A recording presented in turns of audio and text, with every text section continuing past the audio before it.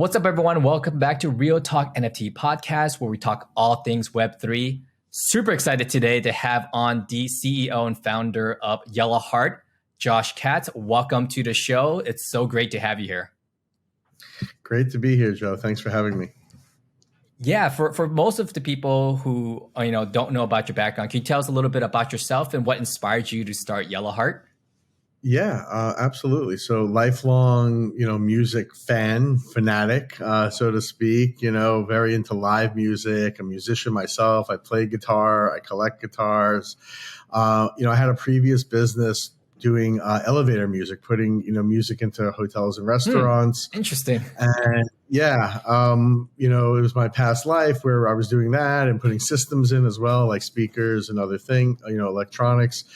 And when I was running that business, crypto came along, Bitcoin, Ethereum, and just immediately fell down the rabbit hole. And, reached a point in 16 where I was able to, sell that business, and I just got super into blockchain and all of the things it could be. And, led me down the path of creating YellowHeart, looking for a really passion project, something I'm passionate about, which live music is something I'm super passionate about.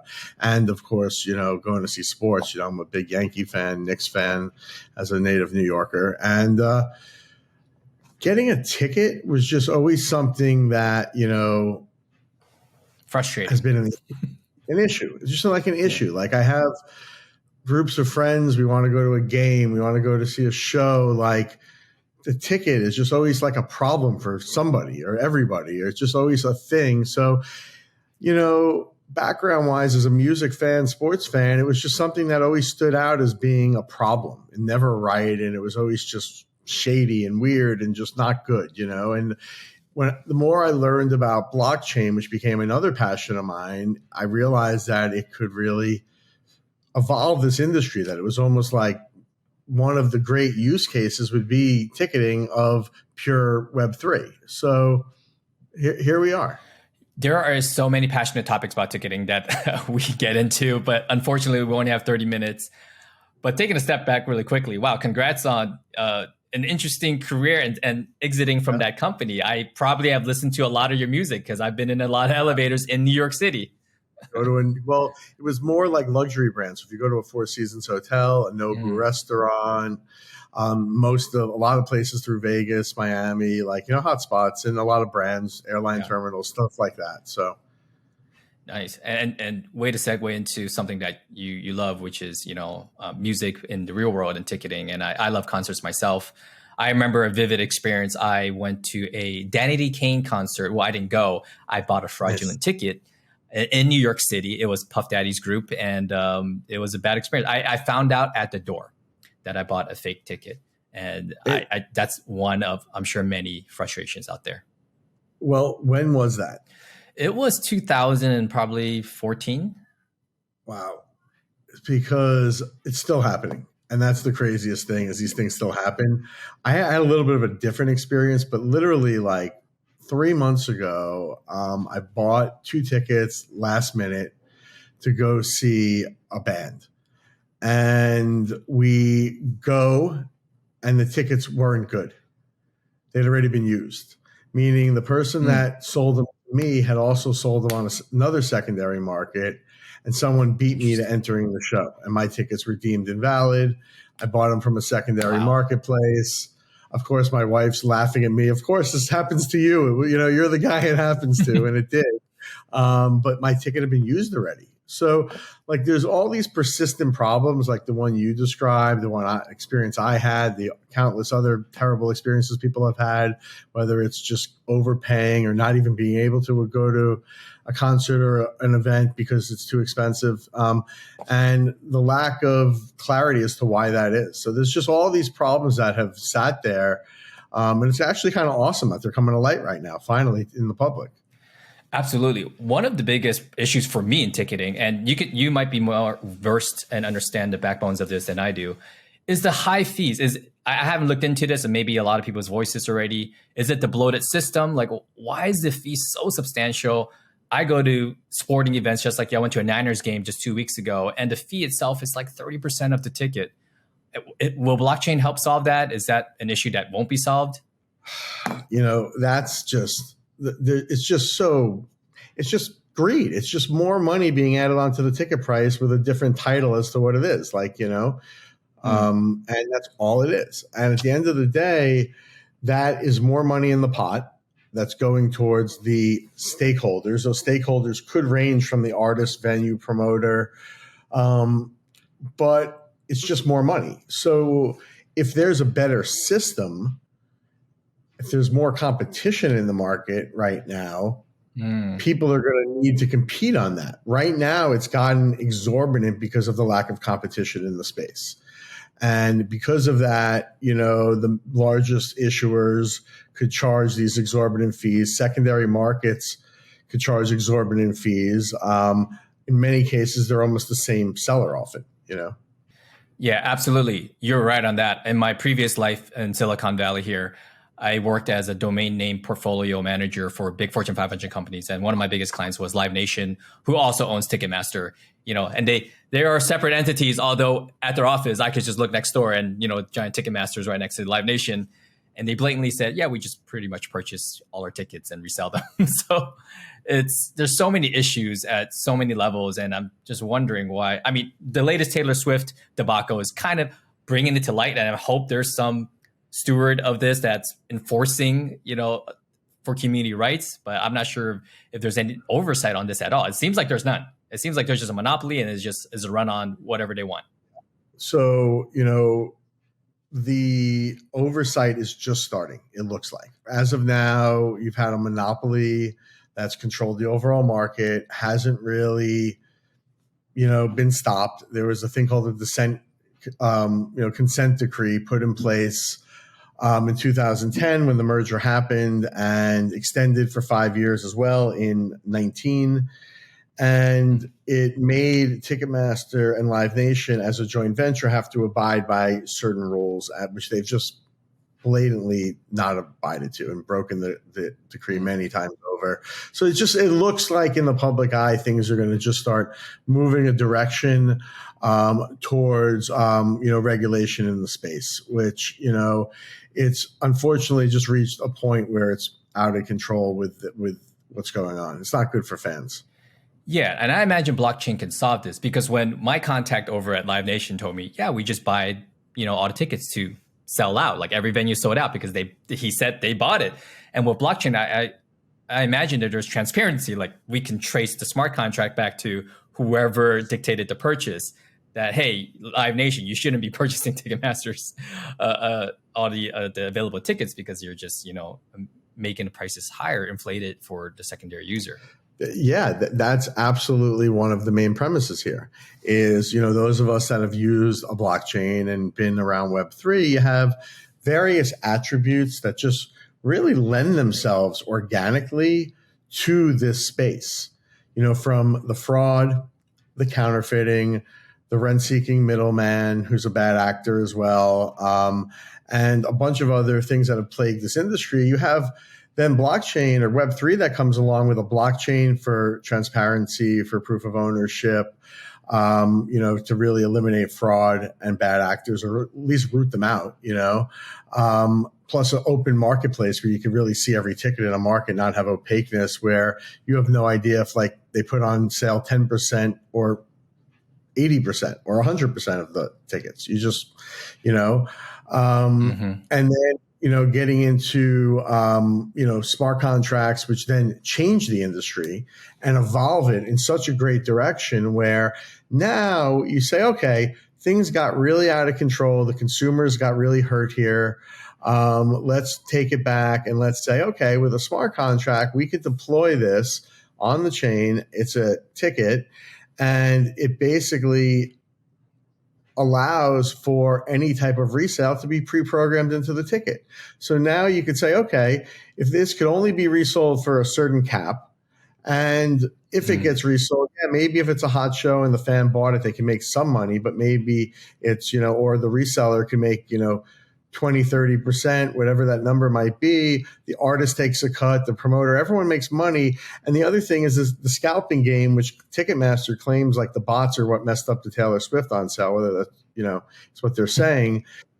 Those scalpers are now completely disincentivized because there's no more Right. 300, 400% return on a ticket. There's now maybe 20, which is still a great margin for putting up, 100 or 200 bucks or whatever it is to buy a ticket if it's a hot show.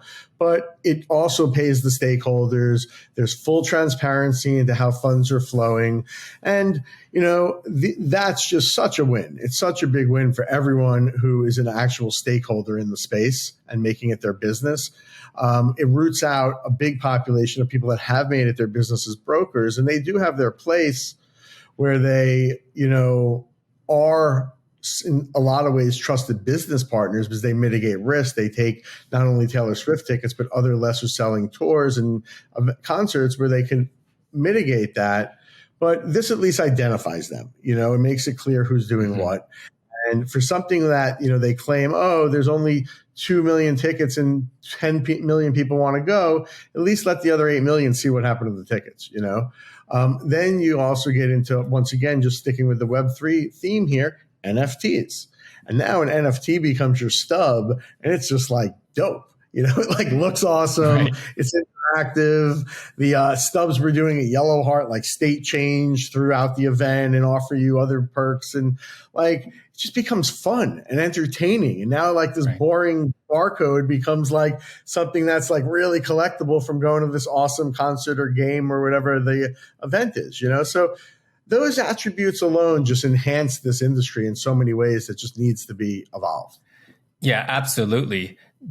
I didn't even know how big the secondary market was for ticket stubs and in New York, playbills, right? I didn't know that this was coveted so much. So when NBA Top Shot, NFT platform that you used a lot, they started, initializing NFT tickets. I thought that, who would buy those? But there's a huge market for it. I think it's just getting started. I think what we're going to see happen is a whole new realm of creativity. If you look at the NFT space, it's just taught us so many incredible lessons around business and behavior and, psychological thought process around how people collect and, their interest in the arts. And it's been an awesome, if you dissect it, it's actually been just extraordinary. The knowledge base, the smartness, the level of people that got involved in this whole NFT boom out of the gate the last, 2 years onward. And there's so many learnings. So all of those could really be applied to so many things we do. But in our business around live events, it really could be applied, whether it's community building, memberships, the fact that you go to an event together that you're all interested in. You and I go see like a sick EDM show together. Like we're not like poof later, never talk to you again. Like we want to re-engage, right? Maybe you want to re-engage with the art. Maybe the venue's local. They say, you were there for so-and-so jam band. Let's invite you back for the next one, and you get privilege. And all of this stuff just evolving, using technology to evolve something that we're all passionate about. Absolutely. That's for me is what gravitated myself changing from a Web2 company to the Web3 companies is the community aspect. I've got in touch with people that I haven't talked to in 20 years in my life through NFTs and through specific communities, whether it be sports or, a collectible. And like you said, art, something that I have appreciated before, but now in the form of even a ticket stub is something that I could not only admire, but I can have as an asset, which I've never seen before in my life because I threw away all my ticket stubs, but a way to chronologically document what I've done in my life. And that's something that I would love to have had that back, when I was growing up, like, here's the movie I went to when I was 5 years old. And here's some graphics about it and whatnot, and have that in a place where I can view it all is amazing in my mind. So, I'm going to show you something, but like, imagine you could like get the keys to a wallet right now and open it up and like there's stubs from everything you've gone to your entire life. Exactly. So today tickets literally look like this, right? Yep. Little barcode, and just the overall aesthetic because of the digital world we live in. Like this is what one of our tickets look like. Let me just open one. Here we go.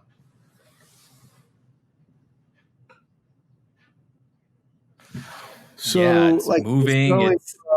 This aesthetic to that aesthetic, it just changes the whole dynamic of what we do, you know?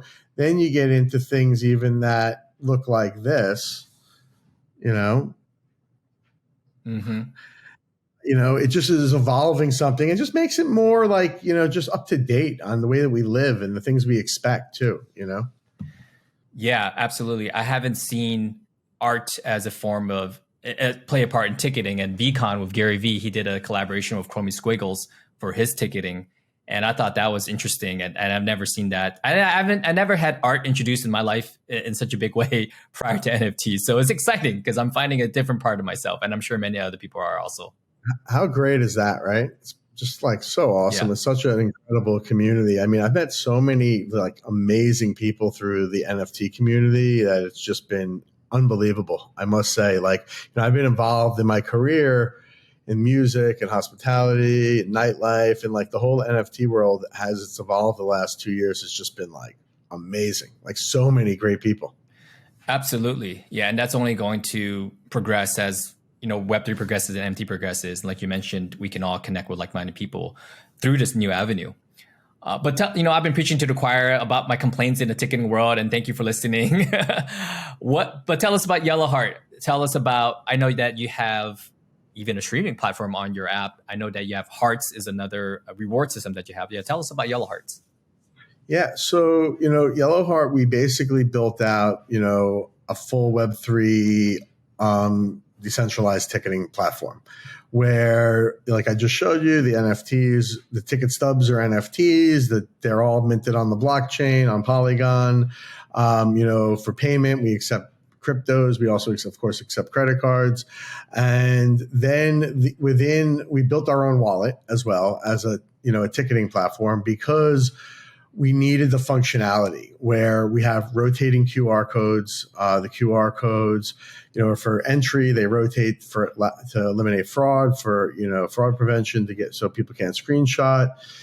And we have a bunch of other really robust features built into our wallet, which, you know, we've really made very Web 2 looking, yet all the Web 3 functionality is there from a chain of custody onward.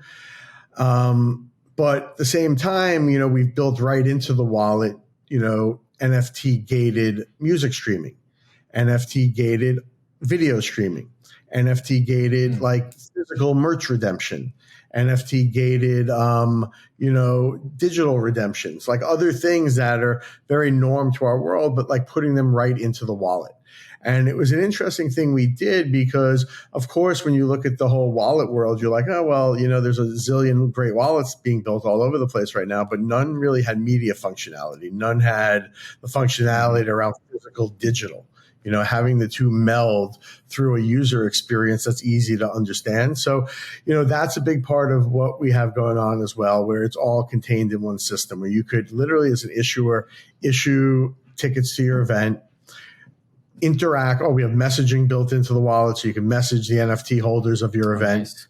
push notifications, and, you know, once someone's holding the NFT ticket, we can literally message them pre-event, and then of course during the event, and then post-event. So they have that ongoing communication, and with that communication, taking advantage of streaming media, of brand offers, of really making the NFT part of it, the smart contract and all the things that are programmed into it, and then the face of it looking like interactive and entertaining, but then all of the features that tie into this new wallet that allows us to make the fan experience so much better than it currently is. Yeah, the app is really robust. I had some time to play around with it in Decentral Miami. Actually, I got my Decentral Miami ticket through that. And you've had almost over a year over your belt, maybe more than a year. I apologize if I got the dating incorrect. I actually saw you guys first at NFT LA in 2022, early 2022. So you must have had a lot of feedback from your community and also from brands. And tell us about how that's evolved. You know, there's so many questions I could pack in here. But first, probably foremost, for the community, the experience, you know, what have they, you know, enjoyed and liked? And what are some things that maybe they voiced that we might see down the road? Yeah. So, you know, last year, like, we did a lot of community events, a lot of NFT conferences and other stuff that we were ticketing, because we thought initially we started with Dreamverse during NFT NYC in 21. It was actually our first ticketed event, which was a phenomenal event we did with the Metaverse guys. We were their ticketer. And, kind of evolved from there. And we did work with the Blue Note in New York. During NFT NYC, we activated with Tao Group in New York City, and we did Marquee. We had Cascade and Nicky Romero and a bunch of DJ nights that we ticketed 100% of the venue, and some others that have been great partners. But we've also worked with NFT conferences because we've wanted our community to give the feedback. So I'm glad you're asking that. And we've had tremendous learnings, really tremendous learnings around, are people going to use a MetaMask, which we support. You could use our tickets in MetaMask. You might not be able to listen to the streaming media because they don't have a media player, but you could still, of course, redeem your ticket and store it there.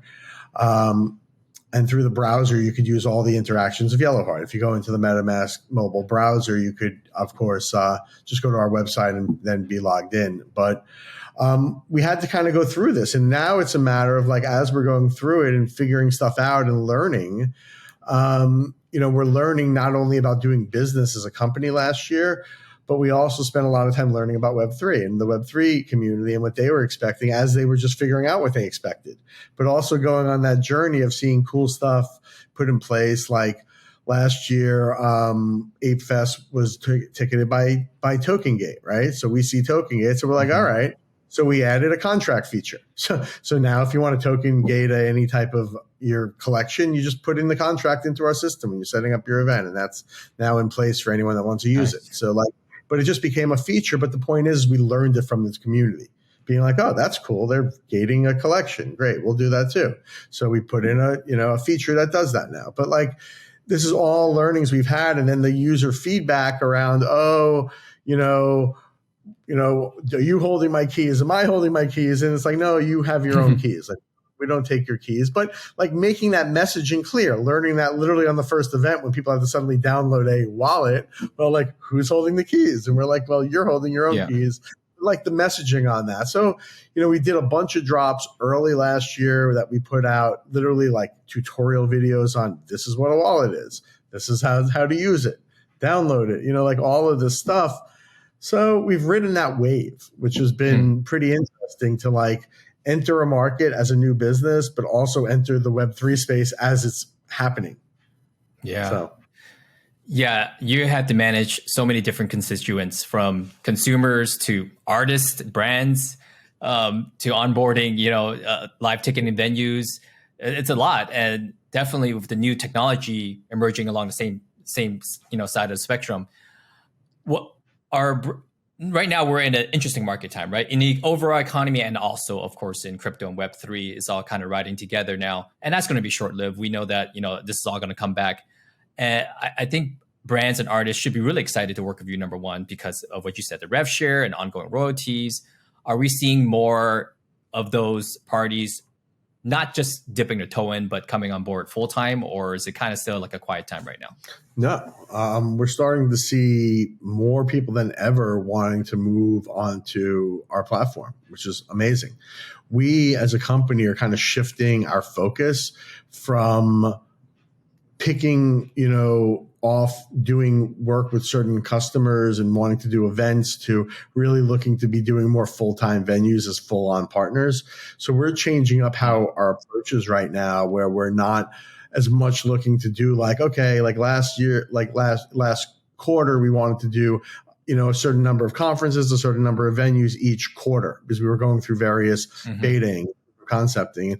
Now, as a company, we're looking to announce full on YellowHeart now tickets this venue, period. Every night, every ticket, everything.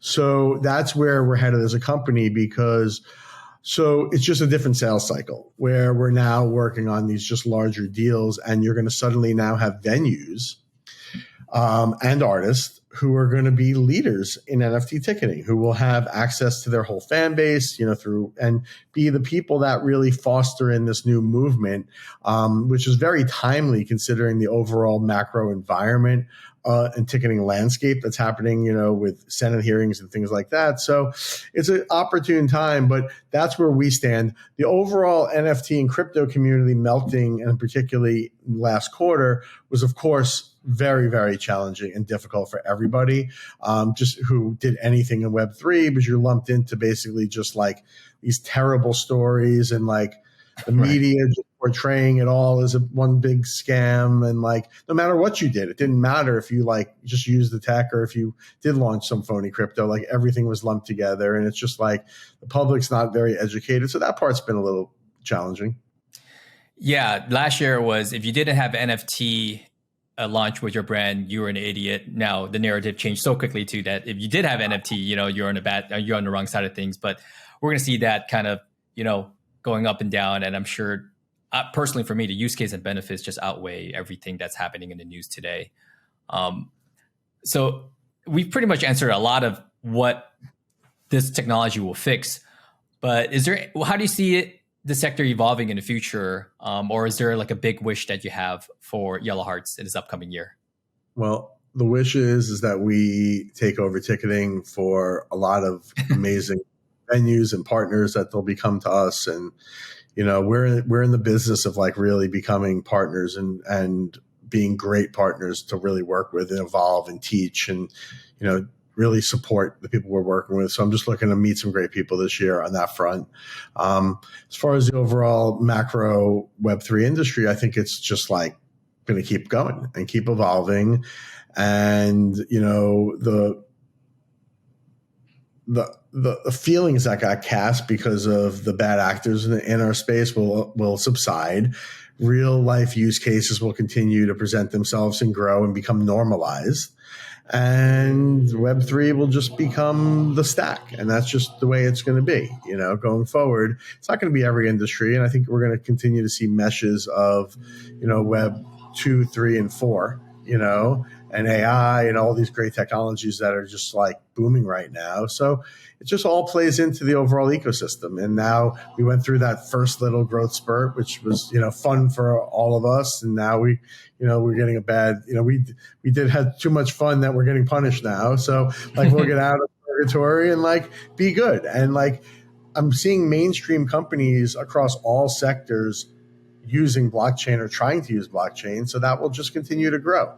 And our industry is going to keep building great applications that companies are going to want to use. Yeah. We're going to want to use them. Businesses are going to want to use them. And that innovation is just getting started. It's going to just become like absolutely awesome in the years to come. Yeah, the application is definitely something I'm personally looking forward to. And I'm going to ask you a question that I ask pretty much all guests on here. More pertaining to ticketing, of course. I ask a lot of people, who come on and talk about the metaverse, how far are we from, Ready Player One metaverse? But in the terms of ticketing, I'm not telling people to buy Artifact. I have an Artifact hoodie here, and on the hoodie it has a near field communication chip.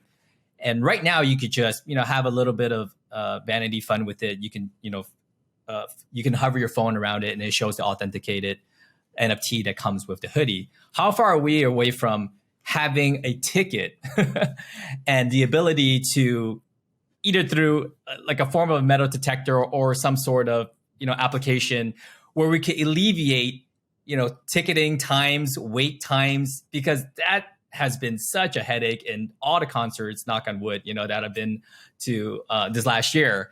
And I see that that blockchain could solve that almost immediately with the application of, just authenticating immediately. And even in security on airports and boarding, that should be something that can happen this year. But how far are we away from that? I'm very idealistic, and that's why I came in here with just, bright eyes. But how far are we from, that happening, where we could just walk on board of a plane, walk into a venue, a sports or a concert, and just, eliminate an hour of wait time?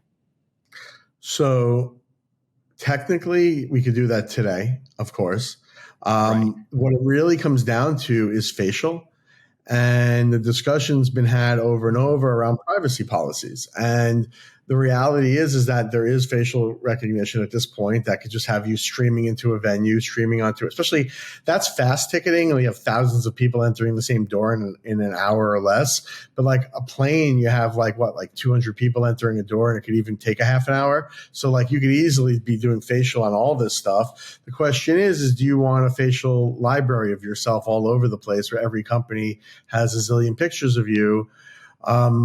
It's kind of already happening, whether you like it or not, because everywhere you go, I mean, I live in New York City, and there's, probably, a few hundred cameras on every block at this point, whether, everywhere, every building, every angle, every across the street, everywhere. So that's happening already. The question is, are you ready for facial? If you're ready for facial, we could never have lines again. Interesting. I thought that we could do like an Amazon, cashierless type of scanning protocol where we could just not do the facial and just scan your NFT. So that's not going to happen anytime soon. Darn. No, we're doing that now. I mean, now our entry at YellowHeart into venues isn't the NFT. You click it, a QR code comes up that rotates, and you just scan it. And we're going to have NFC later this year. So you just walk by and scan. So that all exists. When you're entering the venues and airplanes and other stuff, there's security. That's the whole thing right now. I don't know if you've seen the story about Madison Square Garden not letting people in who they have facial technology, and anybody who works at a law firm that is currently in litigation with Madison Square Garden, that. They facially recognize them and won't let them in. So they're already using it. Man. So it's coming soon. All right. Well, then I can look forward to in my lifetime. I'm sorry? I said it's here already. It's kind of crazy. So awesome. Well, that's good. That means in my lifetime, I can, experience a lot less waiting time. Well, it's been amazing having you on here to talk ticketing. I'm sure we can go on for another hour, definitely, about this topic. And I'm very interested to see, how YellowHeart progresses in the next year with that, the progress of technology that you guys are going to be implementing for sure. I would love to have you back on during that time frame to just come and talk everything that you guys have accomplished. Yeah, that'd be terrific. So appreciate that. Thank you. Well, Josh, thank you so much for coming on. We look forward to all things YellowHeart, that all the problems that you're going to solve for us. and we'll definitely talk a lot more in the future. Thank you. Thanks for having me, Joe.